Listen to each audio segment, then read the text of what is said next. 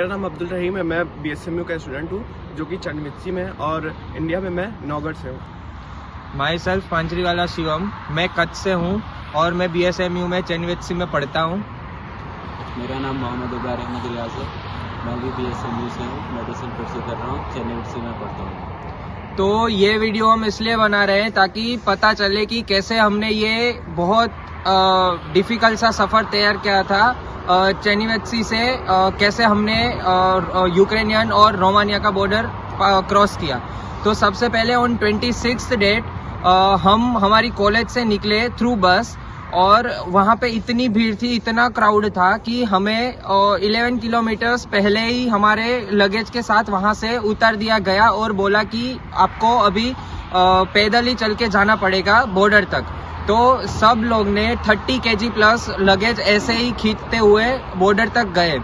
यही नहीं, वहाँ पे इतना क्राउड था ना कि हम सिर्फ BSMUs थे, वहाँ इंडियंस थे, वहाँ नाइजेरियंस थे, बहुत डिफरेंट कंट्रीज से वहाँ पे बंदे थे और इतना स्ट्रक था, इतना क्राउड था कि विद इन 3 days ऑल्सो हम वहाँ से निकल नहीं पा रहे थे और रात में इतना टेम्परेचर डाउन चला जा रहा था कि वहाँ सर्वाइव करना तक बहुत डिफिकल्ट हो रहा था। तीसरे दिन वहाँ पे इतना टेम्परेचर डाउन होने की वजह से वहाँ ऑलमोस्ट -16 to -70 डिग्री तक चला गया था टेम्परेचर और इवन बंदे वहाँ पे इतने स्टक्ड थे, इतने एक दूसरे के ऊपर चढ़ रहे थे कि भाई पहले मेरे को जाना है।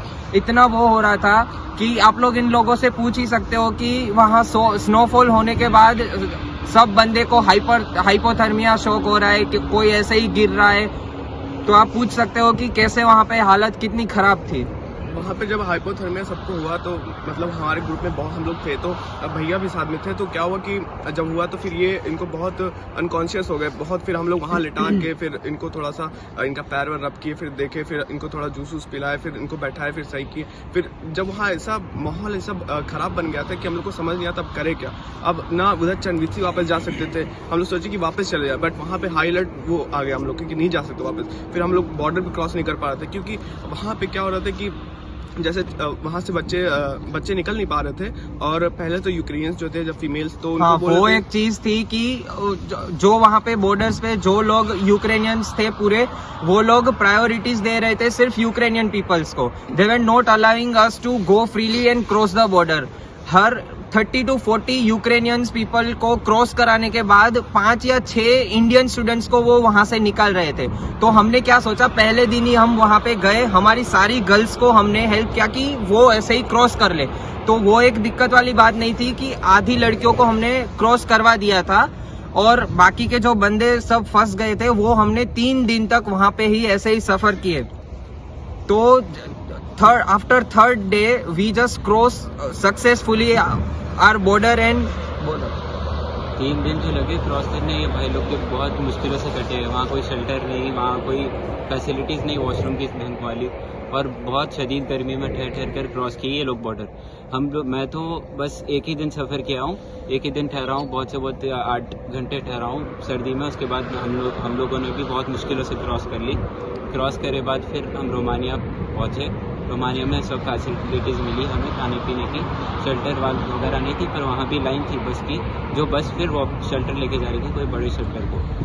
तो ये बहुत मुश्किल सफ़र कटा है। सब में मुश्किल सफ़र तो अब वो लोग का है जो कीव और खारकीव में है। वो लोग बहुत मुश्किलों से स्ट्रगल कर रहे हैं। क्योंकि वहाँ पर ट्रांसपोर्टेशन की बहुत प्रॉब्लम हो रही है। वहाँ कोई ट्रांसपोर्टेशन ही नहीं है। वो लोग कम से कम चंडीगढ़ जो कि वेस्टर्न साइड है यूक्रेन के, वो सेफ जगह आ जाए। बहुत मुश्किल है, ट्रांसपोर्टेशन नहीं है वो लोग को। तो ये सब हम बना रहे हैं क्योंकि we are thankful to our Indian embassy and also Narendra Modi ji दैट बहुत मुश्किल से हमको यहाँ से बाहर निकाला।